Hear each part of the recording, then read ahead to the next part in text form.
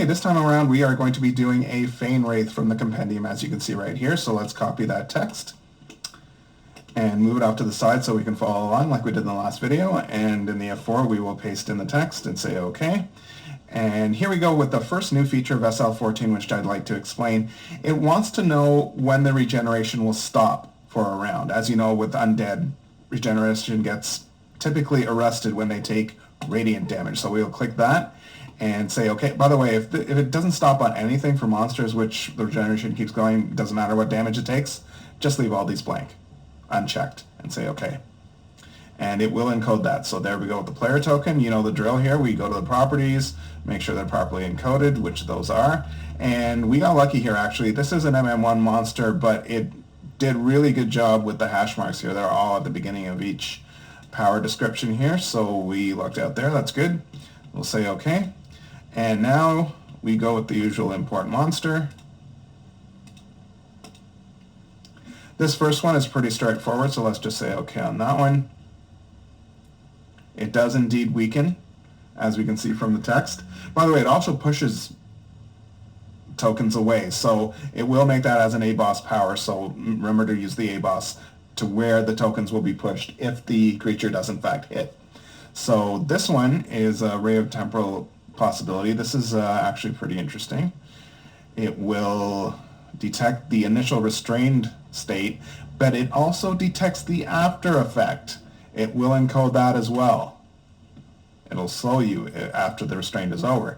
Okay, the Ghost Tempest. This is where we're going to run into a little bit of trouble. So it looks okay going into it, but let's see what happens. Here's the problem. It's going to see insubstantial, and it's going to say, well, you know what, that is a beneficial effect, so that needs to apply to one of the Phane Wraith's allies, and it's going to code the power like that. Unfortunately, that's not the case in this case. We'll say okay anyway. I'll show you how to fix it.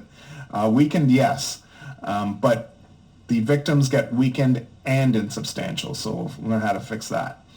Temporal Fugue, this is just a simple descriptive power, so we'll let that go. Say okay to that. This one's interesting as well. Dead to time and space. Oh, you know what? By the way, let me just show you this. It's doing a progress bar to show you how far along in the import you're doing. That's another new feature for SL14. So we're almost done, as you can see from that. And it does indeed make the Wraith invisible. So we'll say okay with that, and it double checks there. And it creates all the power. So let's go to the Activate RV on this to check on that first Radiant business that we were talking about. And it has indeed encoded the register effect regeneration line with, in the link descriptor, stop on Radiant. So that's how it knows that it will stop the Radiant, but just for one round, and then it'll reinstate it automatically. Now, what we were having trouble with was this Ghost Tempest, so let's open that up and take a look at it. As you can see from this Choose Targets line, which you can read out about in the programmer's reference, it will do this against the allies. That's no good. It's not going to do it against the allies, so let's just get rid of these lines. And here we have the weakened line and the insubstantial line. There is still a problem. It's going to do this on the targets that Choose Targets was supposed to evaluate and get the allies for.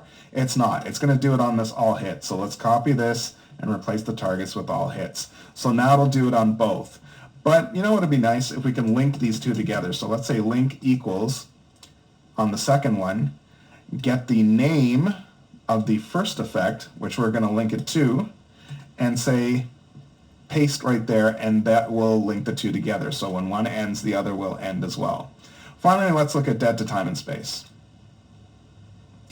This actually didn't do too bad a job. Yes, it put the Choose Targets in there, but it's saying include self equals 1, so it's going to include the Wraith. So it is going to choose itself when it does the register effect against the targets. But they aren't really necessary anyway. So let's delete those. The reason why is because we do have a targets line here that will set it to get name, which is the name of the monster itself.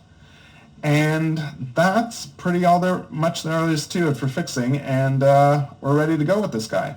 So that can be a terror to Vanny as well, as if he didn't have enough problems already. Thanks for watching.